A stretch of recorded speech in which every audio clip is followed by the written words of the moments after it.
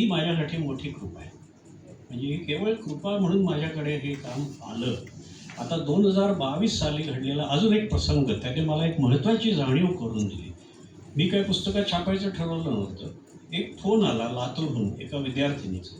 ती म्हणली, सर 720 अभंग मी फेसबुकवर बघते आहे भाषांतर, पण मला पुस्तक पाहिजे, तुम्ही पुस्तक द्या. पुस्तक केलं आहे का? म्हटलं नाही का बाई, पुस्तक मी काय करणार नाही, पुस्तकाची काय गरज आहे, आहेत फेसबुकवर, तू घे तिथून अभंग. तर ती म्हणली, नाही सर, मला तुकाराम महाराजांच्या अभंग गाथेवर PhD करायची आहे, पण गाईड म्हणतो की तू जगात कुठलाही विषय घेऊ शकते, पण गाथेवर तू PhD नाही करू शकत. मी तो वैतागलो, म्हटलं असं काय बोलतायत हे?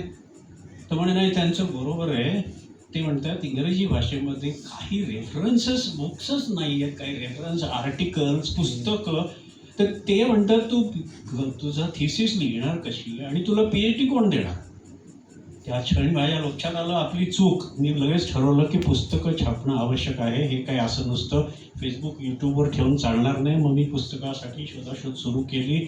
सकाळ प्रकाशन आणि त्यानंतर ते ॲक्टिवली विचार करत होते आणि नंतर बुक गंगाचे मंदार जोगळेकर भेटले आणि मंदार जोगळेकरांना ते एवढं आवडलं. मंदार जोगळेकर म्हणले की फडणीस तुमचे 15चे 15 खंड मी प्रकाशित करेन, तुम्ही फार चांगलं काम.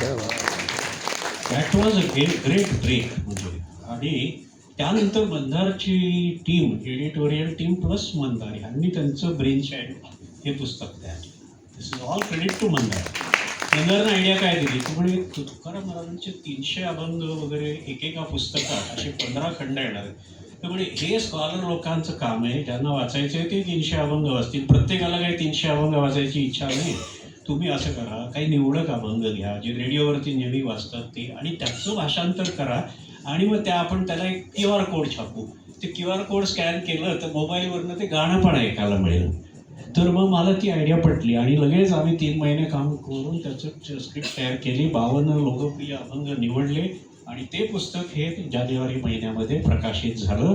आणि ही सगळी परमेश्वरी योजना असल्यामुळे, त्याचाच मी एक भाग, एक इन्स्ट्रुमेंट असल्यामुळे हे सगळं असं कालानं घडत गेलं की पुस्तकं पारितोषिकासाठी सबमिट करायची असतात हेही मला माहिती नव्हतं. पण माझ्या संजीवन विद्यालय कनेक्शनमधनं एक जयंत कुलकर्णी त्यांनी मला सांगितलं की अरे बाबा तुझी 4 पुस्तकं झाली तर ती मसापला देऊन ये.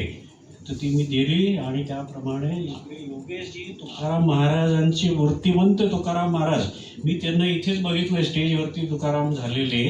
आणि तुम्ही बघितलं असेल अभंग डोह 2011 साली मी त्यांचा पहिल्यांदा बघितलेला अभंग डोह त्यांच्या त्या अध्यक्षतेखाली ह्या संस्थेकडून. म्हणजे हे सगळे ईश्वरी योजना, मी त्याचा एक भाग आहे. नम्रपणे मी एवढंच सांगू शकतो की मी आय एम ब्लेसड पर्सन. आता एक इथे मला